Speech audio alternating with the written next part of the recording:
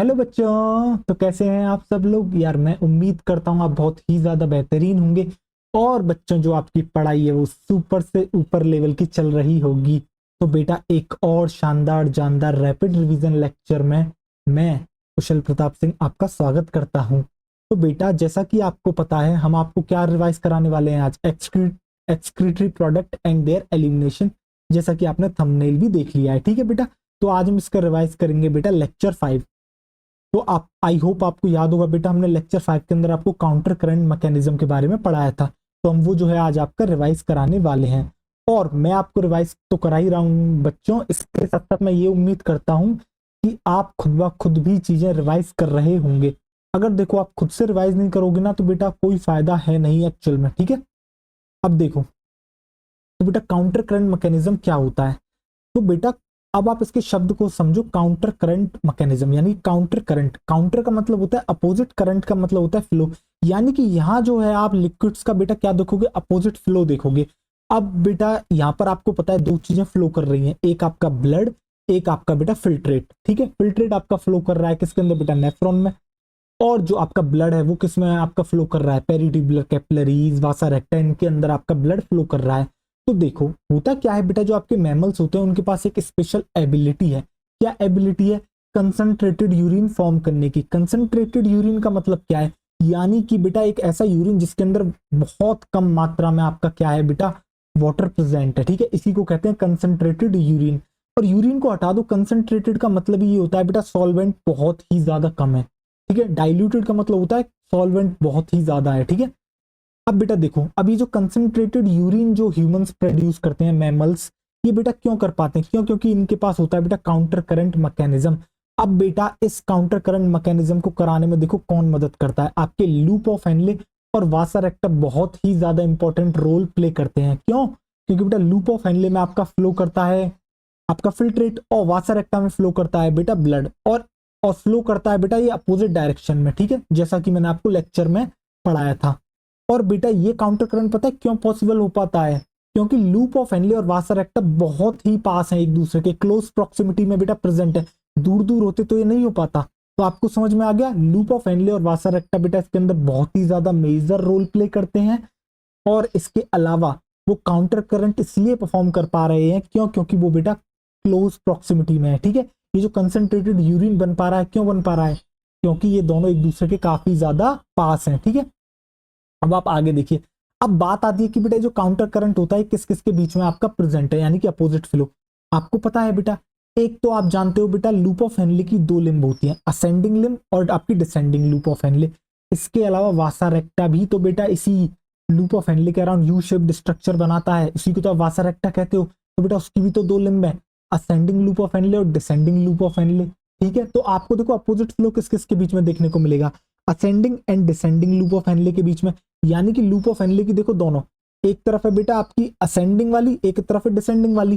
तो इन दोनों में जो फिल्ट्रेट का फ्लो है वो कैसा हो गया बेटा, आपका अपोजिट। फिर असेंडिंग और डिसेंडिंग वासा रेक्टा, इसके अंदर ब्लड का जो फ्लो है बेटा वो उल्टा हो गया। और लूप ऑफ हेनले और वासा रेक्टा आपस में भी बेटा शो करती है आपका क्या क्या काउंटर करंट, यानी कि अपोजिट फ्लो। देखो कौन कौन सी करती है, descending loop of Henle and ascending vasa recta, और ascending loop of Henle and descending vasa recta. तो ये जो आपको मैंने बताई है बेटा, ये तीनों की तीनों आपस में बेटा क्या कर रही है, ये आपका काउंटर करंट जो है बेटा शो कर रही है, ठीक है। एक बार आपको डायग्राम और दिखेगा तो आपको और क्लैरिटी मिलेगी, ठीक है। अब बेटा ये बात तो आपको पता है कि लूप ऑफ हेनले में फ्लो करता है फिल्ट्रेट और वासा रेक्टा में फ्लो करता है बच्चों आपका ब्लड। अब देखें आप आगे, अब देखो आपके आगे मेन जो है बेटा वो डायग्राम आ गया है। अब जरा ध्यान से आप एक चीज देखेगा, एक तरफ आपको दिख रही है बेटा आउटर तरफ लूप ऑफ हेनले, अंदर की तरफ दिख रहा है आपको कौन बेटा, आपका वासा रेक्टा। अब जरा देखो ध्यान से, जब बच्चों आप लूप ऑफ हेनले को देख रहे हो, ठीक है, और आपको दिख रही है वासा रेक्टा, देखो बेटा आपको मैंने यहाँ कुछ जोन्स में डिवाइड करा है। आप जानते हो किडनी की बेटा दो जोन्स होती हैं, एक आउटर एक इनर। आउटर को कहते हैं कॉर्टेक्स, इनर को कहते हैं मेडुला। यहाँ मैंने मेडुला को भी दो हिस्सों में बांट दिया, एक है बेटा आउटर मेडुला, एक है बेटा आपकी इनर मेडुला, यानी कि इनर मोस्ट मेडुला, ठीक है बेटा। अब देख, जो तुझे लूप ऑफ हेनले दिख रही है, तुझे देख वहां से शुरू कर, आउटर से जो तुझे दिख रहा होगा, तो ये डिसेंडिंग लूप ऑफ हेनले दिख रही है। फिर तुझे दिख रही है असेंडिंग लूप ऑफ हेनले। फिर तुझे वासा रेक्टा कैसी दिख रही है, डिसेंडिंग वासा रेक्टा। फिर दिख रही है तुझे असेंडिंग वासा रेक्टा। अब देख flow, descending loop of Henle और असेंडिंग लूप ऑफ एनले में देख, डिसेंडिंग में तेरा फ्लो यो है बच्चों, ठीक है, और जबकि असेंडिंग में बेटा तेरा यो है, ठीक है। तो देख लूप ऑफ एनले दोनों में अपोजिट फ्लो हो गया, जबकि तू वासा रेक्टा में दिखता तो डिसेंडिंग में तेरा इस तरीके से फ्लो है और असेंडिंग में तेरा इस तरीके से फ्लो है, तो देखिए अपोजिट हो गया। और जब तू डिसेंडिंग लूप ऑफ एनले को देखता है जिसका फ्लो यो है, तो असेंडिंग वासा रेक्टा का तेरा फ्लो यो है, देख ये भी तेरा अपोजिट हो गया। और जब तू असेंडिंग लूप ऑफ एनले को देखता है तो तुझे दिखते है डिसेंडिंग वासा रेक्टा, देख यहाँ भी तेरा फ्लो उल्टा हो गया। इसलिए मैं कह रहा था एक बार डायग्राम और आ जाएगा तो तुझे बेहतरीन तरीके से इमेजिन कराऊंगा, समझा। अब देख जरा ध्यान से पूरी की पूरी कहानी को, तुझे कलेक्टिंग डक्ट भी दिख रही होगी, अभी तो ये सारा रोल समझ में आएगा। क्या तेरे को ये बात मैं पहले बता चुका हूं कि descending loop of Henle permeable होती है किसके लिए, वाटर के लिए, ठीक है, और ascending loop of Henle permeable होती है तेरे किसके लिए, तेरे इलेक्ट्रोलाइट्स के लिए। तो देख बेटा, जैसे ही तेरा फिल्ट्रेट पीसीटी से लूप ऑफ एनले में तेरा एंटर करता है तो उस समय उसकी जो ऑस्मोलैरिटी होती है वो कितनी होती है बेटा, तेरी 300 होती है, ठीक है। अब जैसे जैसे बेटा वो डिसेंडिंग लूप ऑफ एनले में टॉप टू बॉटम जाएगा तो तुझे पता है वो वाटर छोड़ता जाएगा, वाटर निकालता जाएगा, और वाटर आपका कहाँ जाता जा रहा है, मेडुलरी इंटरस्टिशियम में, ठीक है बेटा, वाटर छोड़ता जा रहा है। अब जब वाटर छोड़ता जा रहा है तो देख बेटा 300 से 400 होगी, क्यों, क्योंकि सॉल्वेंट निकलता जा रहा है, सॉल्यूट तेरा जो है बेटा क्या होगा, इससे तेरी ऑस्मोलैरिटी बढ़ेगी। तू जानता है ऑस्मोलैरिटी इनवर्सली प्रोपोर्शनल होती है सॉल्वेंट की, यानी सॉल्वेंट कम ऑस्मोलैरिटी ज्यादा, तो सॉल्वेंट निकलता जा रहा है, सॉल्वेंट कम ऑस्मोलैरिटी ज्यादा। इसलिए जब तू टॉप टू बॉटम जाता है किसके अंदर, डिसेंडिंग लूप ऑफ एनले में, यानी कि कॉर्टेक्स से इनर मेडुला में, तो बेटा वो 300 से 1200 तक पहुंच जाती है। देख बेटा 300 से 400 गई, 400 से 600, 600 से 800, 800 से 1000, 1000 से 1200। अब जो 1200 होता है ना बेटा, इनर मोस्ट मेडुला में देखने को मिलती है, हाईएस्ट ऑस्मोलैरिटी होती है। फिर इसके बाद बेटा ये फ्लूइड तेरा चलता जा रहा है, चलता जा रहा है, फिर पहुंचता है असेंडिंग लूप ऑफ एनले में। फिर असेंडिंग लूप ऑफ एनले बेटा किस चीज के लिए जो है परमिएबल होती है, तेरे इलेक्ट्रोलाइट्स के लिए, और इम्परमिएबल होती है वाटर के लिए। अब जैसे ही बेटा ये बॉटम से top ascending loop of Henle में देखो ये फिल्ट्रेट कैसे मूव कर रहा है, बॉटम से टॉप की तरफ, आपको जैसा दिख रहा होगा बेटा एरोस से, और आपने अपनी कॉपी में भी बनाया होगा। तो देख बेटा जैसे ही ये ऊपर जाता है तो इलेक्ट्रोलाइट्स निकलते जाएंगे, यानी कि सॉल्यूट कम होता जा रहा है, और सॉल्यूट डायरेक्टली प्रोपोर्शनल होता है ऑस्मोलैरिटी के लिए। तो सॉल्यूट कम तो तेरी ऑस्मोलैरिटी भी क्या होती जाएगी, कम। तो देख 1200 से 1000 हुई, 1000 से 800, 800 से 600, 600 से 400, 400 से 300। इस तरीके से देख मैंने तेरा डिसेंडिंग लूप ऑफ एनले से वाटर निकाल लिया, असेंडिंग लूप ऑफ एनले से तेरा NaCl निकाल लिया। अब बेटा होता क्या है, ये जो निकाला गया है ऐसा नहीं है मेडुलरी इंटरस्टिशियम में पड़ा रहेगा, नहीं बेटा, एक्चुअली इसे ब्लड वेसल टेकअप कर लेती है। रीएब्जॉर्प्शन याद आ रहा है बेटा, कुछ वहां आपने ऐसा ही पढ़ा था, वही तो है बेटा, सेम वही चीज है। तो बेटा उसे कौन ले रहा है, आपकी वासा रेक्टा ले रही है, वो भी तो ब्लड वेसल है। अब देख तू डिसेंडिंग वासा रेक्टा को, तो डिसेंडिंग वासा रेक्टा जैसे, तो डिसेंडिंग वासा रेक्टा क्या करती है बेटा, ये आपकी जो है जब ये टॉप टू बॉटम मूव करती है इसके अंदर ब्लड, तो ये बेटा वाटर छोड़ता जा रहा है। ये वाटर कहाँ जा रहा है आपका, मेडुलरी इंटरस्टिशियम में, इसे नहीं लेने वाला ascending loop of Henle, but ये क्या करता है, इसके बदले में क्या एक्सचेंज करता है, वाटर छोड़ के आपके जो है बेटा क्या ले लेता है, NaCl ले लेता है। तो इस तरीके से देखो NaCl को लेता जा रहा है, लेता जा रहा है, और जैसे जैसे NaCl इसके अंदर आता जाएगा क्या बेटा, सॉल्यूट आता जा रहा है, सॉल्यूट बढ़ रहा है, ऑस्मोलैरिटी बढ़ेगी। इसलिए डिसेंडिंग वासा रेक्टा में देख 300 से 1200 तक तेरी ऑस्मोलैरिटी बढ़ गई। और देन बेटा फिर ये जाता है किसके अंदर, तेरे असेंडिंग वासा रेक्टा में, और असेंडिंग वासा रेक्टा क्या करती है, जो वाटर आपके डिसेंडिंग लूप ऑफ एनले ने छोड़ा था उसको लेती जाती है, और बदले में क्या देती जाती है मेडुलरी इंटरस्टिशियम को, तेरा NaCl। इस तरीके से देख तेरा वाटर का एडिशन हो रहा है, यानी कि सॉल्वेंट बढ़ रहा है। किसमें सॉल्वेंट बढ़ रहा है, असेंडिंग लूप, असेंडिंग वासा रेक्टा में, जब वो बेटा आपकी बॉटम से टॉप की तरफ मूव कर रही है। और जब बेटा आपका सॉल्वेंट बढ़ता है, सॉल्वेंट इनवर्सली प्रोपोर्शनल है ऑस्मोलैरिटी के, तो सॉल्वेंट बढ़ेगा, ऑस्मोलैरिटी को कम होना होगा। तो देख 1200 से 300 होगी। ये जितना भी तुमने एक्सचेंज देखा बेटा, इसी को कहते हैं काउंटर करंट मैकेनिज्म। इसके थ्रू देख जो तेरा 300 पे फ्लूइड एंटर करा था बेटा, वो 1200 पे जाके निकल रहा है। कितना, तूने 4 गुना वाटर को जो है बेटा उसमें से निकाल लिया, समझ रहा है, इसी को कहते हैं काउंटर करंट मैकेनिज्म। इसके अलावा तेरा NaCl भी हमने कर लिया, इससे हम जो है बेटा इलेक्ट्रोलाइटिक बैलेंस जो बॉडी फ्लूइड्स का होता है वो भी हम मेंटेन करते हैं। और देख इसके बदले में होता क्या है, अब देख ऐसा नहीं है जो बाहर से जो ऑस्मोलैरिटी दिख रही है मेडुलरी इंटरस्टिशियम की 400, 600, 800, 1000, 1200, ये पहले से ही प्रेजेंट है, नहीं बेटा, ये तेरे NaCl और यूरिया ने बनाई है। देख कैसे ये दिख रहा है। कलेक्टिंग डक्ट में मैंने तुम्हें एक बात बताई थी कि जो कलेक्टिंग डक्ट होता है वहां से स्मॉल अमाउंट में जो है बेटा यूरिया को क्या करा जाता है, रीअब्सॉर्ब करा जाता है, किसके अंदर, मेडुलरी इंटरस्टिशियम के अंदर। अब होता क्या है बेटा, मेडुलरी इंटरस्टिशियम में तो ये यूरिया रहता ही है, बट उसमें से भी मेडुलरी इंटरस्टिशियम के थोड़े से यूरिया को डाल दिया जाता है असेंडिंग लूप ऑफ एनले के थिन वाले पार्ट के अंदर। इस तरीके से यूरिया की एक साइकिल चलती रहती है, असेंडिंग लूप ऑफ एनले के थ्रू जाता है, कलेक्टिंग डक्ट के थ्रू बाहर आता है। और ये साइकिल क्यों चल रही है, जिससे कि जो यूरिया बाहर आ रहा है, यूरिया क्या है, सॉल्यूट, तो बेटा वो तेरी मेडुलरी इंटरस्टिशियम की जो ऑस्मोलैरिटी है उसको मेंटेन कर सके। समझ रहा है, ये जो तो कॉर्टेक्स से लेके इनर मेडुला के बीच का ये जो तेरा डिफरेंस है कंसंट्रेशन ग्रेडियंट का 400 से लेके 1200 के बीच में, बेटा कौन मेंटेन कर रहा है, तेरा NaCl और यूरिया। क्या तेरे को समझ में आ गया पूरा बेटा काउंटर करंट मैकेनिज्म? देख अब इसी का मैं तो शॉर्ट वर्जन बता देता हूँ, बहुत से बच्चे भूल जाते हैं कौन क्या छोड़ता है। तो बेटा हमेशा याद रखना है कि जो तेरा डिसेंडिंग लूप ऑफ एनले और डिसेंडिंग वासा रेक्टा है, यानी डिसेंडिंग लूप ऑफ एनले हो चाहे डिसेंडिंग वासा रेक्टा हो, ये तेरा वाटर को ही छोड़ेगा। और तेरा असेंडिंग लूप ऑफ एनले और असेंडिंग वासा रेक्टा ये ऑलवेज तेरा NaCl को ही छोड़ता है। तो तुझे बेटा हमेशा ये वाली बात अगर तेरी खोपड़ी में सेट हो जाएगी तो तू कभी नहीं भूल सकता कौन क्या छोड़ रहा है, ठीक है। बाकी तो ये काउंटर करंट पूरा समझ में आ गया है। बाकी तू ऑस्मोलैरिटी जानता है, कॉर्टेक्स में 300, इनर मेडुला में 1200, किस तरीके से बढ़ती है, कौन मेंटेन कर रहा है, ये कहानी भी मैंने तेरे को बता दी। तो देख ये वाली बात मैंने यहाँ पे लिखी भी थी तेरे नोट्स में कि NaCl और यूरिया जो होते हैं वो तेरी मदद करते हैं क्या करने में, मेंटेन करने में, इंक्रीजिंग ऑस्मोलैरिटी कहां से कहां तक, कॉर्टेक्स से लेके इनर मेडुला तक, यानी कि 300 से लेके 1200। समझ में आ गया बेटा, मिली ऑस्मोल पर लीटर, ये आपकी ऑस्मोलैरिटी की यूनिट होती है। अब जरा ध्यान से आप आगे देखें, यही कहानी बेटा मैंने यहाँ पे आपके लिख दिया कि असेंडिंग लूप ऑफ एनले क्या करती है बेटा, आपके रिलीज करती है NaCl।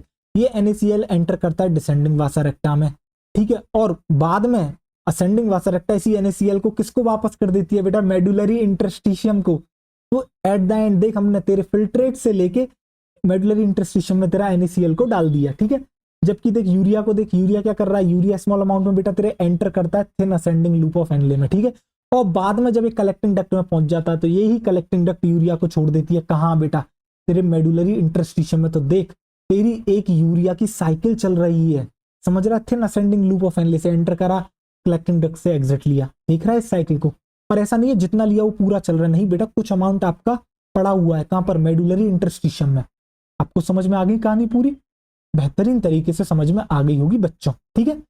अब जरा देखें, तो बेटा यही मैंने नोट भी डलवा लिया कि सम यूरिया जो है बेटा, कुछ यूरिया जो है आपका रिटेन रहता है किसके अंदर, मेडुलरी इंटरस्टिशियम में, जिससे कि डिजायर्ड ऑस्मोलैरिटी को मेंटेन करा जा सके। और बेटा ह्यूमन किडनीज प्रोड्यूस कर सकती हैं urine nearly 4 times concentrated than the initial filtrate form. Initial filtrate जो फॉर्म हुआ था उसकी ऑस्मोलैरिटी कितनी थी बच्चों, 300 मिली ऑस्मोल पर लीटर। जो यूरिन निकला उसकी कितनी थी, 1200 मिली ऑस्मोल पर लीटर। बेटा 300 का जब 4 टाइम्स आप निकालते हो तब 1200 आता है, दैट मीन्स आपने 4 गुना ज्यादा उसको कंसंट्रेट कर दिया। तो आपको समझ में आ गया किडनी किस तरीके से 4 गुना ज्यादा कंसंट्रेशन कर रही है बेटा, ठीक है। अब इसके बाद आपका आ जाता है बेटा मिक्चुरेशन। क्या होता है मिक्चुरेशन, जनरली आपको कभी भी बेटा टॉयलेट आता है तो आप क्या कहते हो, ma'am yes sir may I go to toilet. But बेटा एक्चुअल में उस प्रोसेस को क्या कहा जाता है, मिक्चुरेशन कहा जाता है, ठीक है, या फिर यूरिनेशन भी कह सकते हो, ठीक है। तो बेटा the process of release of urine is called micturition, और जो न्यूरल मैकेनिज्म इस प्रोसेस को कराता है उसको कहते हैं मिक्चुरेशन रिफ्लेक्स। तो आपको मिक्चुरेशन समझ में आ गया, आपको मिक्चुरेशन रिफ्लेक्स समझ में आ गया। अब देखें जरा प्रोसेस। देखो बेटा आपको पता है आपका जो यूरिन होता है वो कहां पे स्टोर होता है, आपका जो यूरिन होता है वो आपका स्टोर होता है यूरिनरी ब्लैडर में। अब आपको कैसे पता लगेगा कि यार अब टॉयलेट करने जाना है, यूरिन करने कब जाना है, तो क्या होता है, जैसे जैसे बेटा यूरिनरी ब्लैडर बढ़ता है, होता क्या है, यूरिनरी ब्लैडर की जो वॉल्स होती हैं उसके ऊपर कुछ स्ट्रेच रिसेप्टर्स आपके बेटा प्रेजेंट होते हैं, ठीक है। आपकी जो यूरिनरी ब्लैडर होता है बेटा, इसकी जो एपिथेलियम होती है मैं बताऊंगा नहीं, ये स्ट्रेचेबल एपिथेलियम होती है, समझ रहे हो, इस तरीके से स्ट्रेच हो जाती है। जैसे बेटा ये थैली बढ़ती जाएगी ये इस तरीके से स्ट्रेच हो जाएगा, जैसे जैसे स्ट्रेच होता है बेटा ये स्ट्रेच रिसेप्टर्स आपके क्या करते हैं, सिग्नलिंग का काम करते हैं, ठीक है। किस तरीके से करते हैं ये भी अभी हम देखेंगे। तो बेटा यही वो होते हैं जो सिग्नल करके बताते हैं हमारे ब्रेन को कि भैया अब जो है ब्लैडर भर चुका है, समय आ चुका है इसको यूरिन को निकालने का, यानी मिक्चुरेट कराने का। फिर आपके लिए वो रिफ्लेक्स जनरेट होता है बच्चों, जिससे आपको पता लगता है भाई अब मुझे टॉयलेट आ रहा है और मुझे यूरिन करने जाना है, ठीक है। होता क्या है बेटा, आपके 2 स्पिंक्टर्स प्रेजेंट होते हैं, ठीक है। एक होता है इंटरनल स्पिंक्टर, एक होता है बेटा आपका आउटर स्पिंक्टर, ठीक है। अब बेटा जो इंटरनल स्पिंक्टर है उस पर तो आपका कोई कंट्रोल नहीं है। स्पिंक्टर को एक तरीके से ऐसे समझो जैसे आपके बाल्व क्या काम करते थे, उसको रोकने का काम करते थे, वैसे ही स्फिंक्टर जो है बेटा उसे रोकने का काम करते हैं। अब जो आउटर स्फिंक्टर होता है वो तो वॉलेंट्री है, ठीक है बेटा, इसे कंट्रोल कराया जा सकता है, बट इंटरनल स्फिंक्टर जो है बेटा वो इनवॉलेंट्री, उसे कंट्रोल नहीं करा जा सकता। तो जो आप टॉयलेट रोकने की कोशिश करते हो, एक्चुअली में पता है आप किसे कंट्रोल करते हो, आप आउटर स्फिंक्टर को कंट्रोल करते हो, ना कि इंटरनल स्फिंक्टर। इंटरनल स्फिंक्टर बेटा आपका इनवॉलेंट्री है, उसको कंट्रोल नहीं करा जा सकता। स्ट्रक्चर आपको समझ में आ गया, प्रोसेस अब आप देख लें। जैसे ही बेटा यूरिन आपका फिल होता जाता है यूरिनरी ब्लैडर में, ये आपके एक्टिवेट कर देता है स्ट्रेच रिसेप्टर्स को। ये स्ट्रेच रिसेप्टर्स बेटा सिग्नल भेजते हैं आपके सेंट्रल नर्वस सिस्टम को, और सेंट्रल नर्वस सिस्टम से बेटा एक नर्व निकलती है जिसको आप कहते हो मोटर नर्व, जो कि सिग्नल लेके जाती है किसके पास, यूरिनरी ब्लैडर की मसल्स के पास। ठीक है, किसके पास सिग्नल लेके जाएगी बेटा, एक तो ये smooth muscle of urinary bladder के पास सिग्नल लेके जाएगी, दूसरा यूरेथ्रल स्फिंक्टर यानी कि जो आपका आउटर स्फिंक्टर है वॉलेंट्री, उसके पास सिग्नल लेके जाएगी। तो बेटा ये क्या कहती है, स्मूथ मसल्स जो ब्लैडर की उनसे कहती है तुम ऊपर से उसको दबाओ, कॉन्ट्रैक्ट करो, और स्फिंक्टर जो आपका यहाँ टाइटली बंद है उससे कहती है रिलैक्स करो। जब ये दोनों बेटा काम होते हैं, किसका कॉन्ट्रैक्शन हो रहा है बेटा, smooth muscles of urinary bladder, और रिलैक्सेशन किसका हो रहा है, आपके वॉलेंट्री स्फिंक्टर का यानी आउटर स्फिंक्टर का। जब ये दोनों काम होंगे यानी कि ऊपर से दबाव और नीचे से उसको खोला जा रहा है, तब होता है बेटा रिलीज ऑफ यूरिन। और गलती से भी इसको उल्टा मत कर देना, अगर आपने बेटा स्मूथ मसल्स जो ब्लैडर की उसको रिलैक्स करा दिया तो वो और ज्यादा यूरिन स्टोर कर लेगी, और अगर आपने यूरिथ्रल स्फिंक्टर को कॉन्ट्रैक्ट करा दिया तो वो यूरिन नहीं निकलेगा। दैट मीन्स वो कंडीशन आपकी रिलीज ऑफ यूरिन की नहीं हो गई, वो होल्डिंग ऑफ यूरिन की कंडीशन हो गई। बेसिकली आपको मिक्चुरेशन करना ही नहीं है, आप रोकना चाहते हैं टॉयलेट को, समझ रहे हो, तो वो उल्टा प्रोसेस नहीं करना है आपको। आपको हमेशा याद रखना है, अगर रिलीज ऑफ यूरिन कराना है तो बेटा ऊपर की जो आपकी थैली है यानी यूरिनरी ब्लैडर जिसके अंदर स्टोर है, आप उसको दबाओगे जिससे वो निकल सके, और नीचे के स्फिंक्टर को खोल दोगे। समझ में आ गया आपको, कॉन्ट्रैक्शन रिलैक्सेशन किस किस का हो रहा है बेहतरीन तरीके से। अब जो बच्चों आपका यूरिन आता है, इसके कुछ कैरेक्टरिस्टिक्स हैं जिनको आपको जानना है। ऑन एन एवरेज एक जो ह्यूमन होता है बेटा, अकॉर्डिंग टू एनसीईआरटी, वो आपका एक्सक्रीट कर देता है 1 से लेके 1.5 लीटर पर डे यूरिन। अब मैंने यहाँ एनसीईआरटी क्यों लिखा, क्योंकि मैंने आपको प्रीवियस लेक्चर में 1.5 से लेके 1.8 लीटर जो है बेटा यूरिन लिखाया था, तो आप कंफ्यूज हो जाते दोनों डाटा के बीच में कौन सा याद रखना है। तो आपको बेटा 1 से लेके 1.5 लीटर पर डे वाला डाटा याद रखना है, क्योंकि ये एनसीईआरटी में गिवन है, ठीक है। तो बेटा जो यूरिन होता है वो आपका लाइट येलो कलर का वाटरी फ्लूइड होता है। अगर पीएच की कोई बात करता है आपसे कितनी पीएच होती है यूरिन की, तो आप कहोगे 6 होती है। दैट मीन्स बेटा 7 पे न्यूट्रल होता है, उससे नीचे सब आपका एसिडिक कहलाता है, उससे ऊपर आपका क्या कहलाता है, बेसिक। तो बेटा ये जो 6 है ऑलमोस्ट क्लोज टू आपके 7 है, मतलब आप कह सकते हो इतना भी ज्यादा एसिडिक नहीं है, इसलिए इसको स्लाइटली एसिडिक शब्द यूज करते हैं।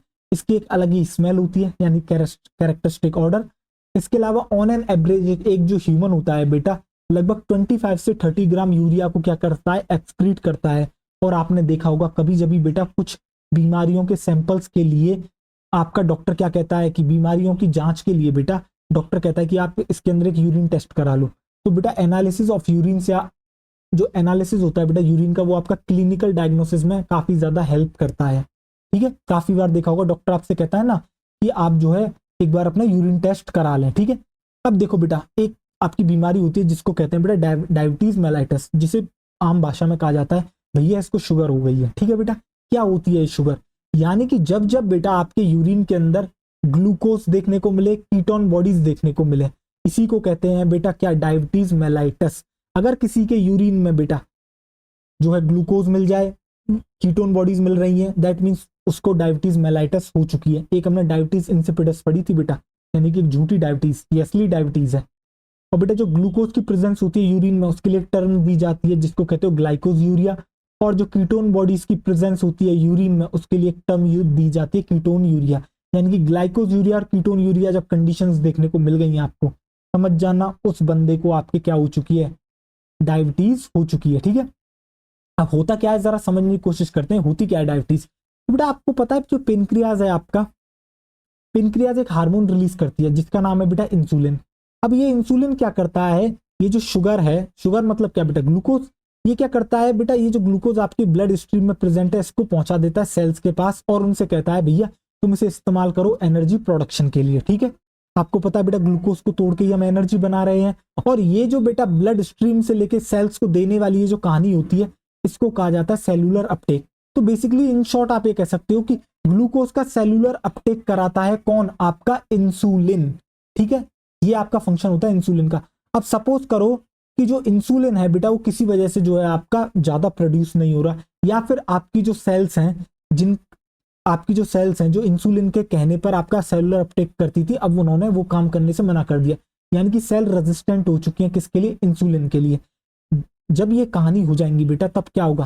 कोई भी सेलुलर अपटेक नहीं होगा। सेलुलर अपटेक नहीं होगा तो ब्लड स्ट्रीम में ग्लूकोज का लेवल बढ़ता जाएगा, और अगर बॉडी के ब्लड के अंदर बेटा अगर ग्लूकोज हद से ज्यादा होगा तो बॉडी भी एक मात्रा तक ही रीअब्सॉर्ब करती है किसी भी चीज को। अगर ज्यादा होगा तो वो एट द एंड क्या करेगी बेटा? रिलीज ही करेगी। और रिलीज किसके अंदर होगा बेटा? आपको याद है ना, पीसीटी के अंदर हम ग्लूकोज को रीअब्सॉर्ब करते थे 100%। बट अगर आपका ग्लूकोज का लेवल इतना बढ़ चुका है कि बेटा बॉडी उससे ज्यादा रीअब्सॉर्ब कर ही नहीं सकती है, तो वो यूरिन में आएगा। तो बेटा आपको यूरिन में क्या देखने को मिलेगा? ग्लूकोज, यानी कि ग्लाइकोज यूरिया। दूसरी तरफ देखो, सेल्स अब जो है बेटा अपटेक करके क्या करती थी? ग्लूकोज का एनर्जी प्रोडक्शन। सेल्स को अगर ग्लूकोज नहीं मिलेगा, शुगर नहीं मिल रही है, तो उनके पास क्या ऑप्शन होगा? एनर्जी तो प्रोड्यूस उनको करनी है, तो वो इस्तेमाल करते हैं फैट्स का। और बेटा ये जो फैट के थ्रू एनर्जी बनाना का प्रोसेस होता है उसको हम कहते हैं बीटा ऑक्सीडेशन। और जैसे आप ग्लूकोज का इस्तेमाल करके एनर्जी बनाते थे, बाय प्रोडक्ट आपका कार्बन डाइऑक्साइड आता था, सेम वे में जब फैट का इस्तेमाल करके एनर्जी प्रोडक्शन करते हो, जिसे बीटा ऑक्सीडेशन कहते हो आप लोग, तो बेटा उसमें भी एक बाय प्रोडक्ट बनता है जो कि होता है कीटोन बॉडीज। और ये कीटोन बॉडीज भी आपके ब्लड में, आपके यूरिन में आएंगी, यानी कि कीटोन यूरिया आपको देखने को मिलेगा, यानी कि ग्लाइकोज यूरिया, कीटोन यूरिया। और दोनों ही इंडिकेटिव है आपको डायबिटीज मेलाइटस हो चुका है। समझ गए? क्या केस होगा इसके बदले में? डॉक्टर क्या कहेगा? डॉक्टर क्लियर कहेगा आपको एक तो शुगर से दूर रहना है, दूसरा आपको जो है इंसुलिन की टैबलेट टाइम टू टाइम लेनी है। अगर किसी का ज्यादा केस बिगड़ जाता है तो बेटा आपके इंजेक्शन के थ्रू भी इंसुलिन दिया जाता है। समझ रहे हो? देखो अब हम जो है, तो बेटा मैंने जो है आपको यहीं तक ये लेक्चर पढ़ाया था, और मैं उम्मीद करता हूँ आपको जो है चीजें समझ में आ गई हैं। कभी कभी क्या होता है फ्लो में बह जाते हैं, और मैं आगे आपको जो है बताने वाला था, यानी कि आप समझ गए ना। चलिए, तो बच्चों आप पढ़ते रहें और जो है अपनी तरफ से रिवीजन करते रहें। मिलते हैं अगले लेक्चर में, तब तक आप अपना ढेर सारा ख्याल रखें, पढ़ाई करते रहें। All the very best.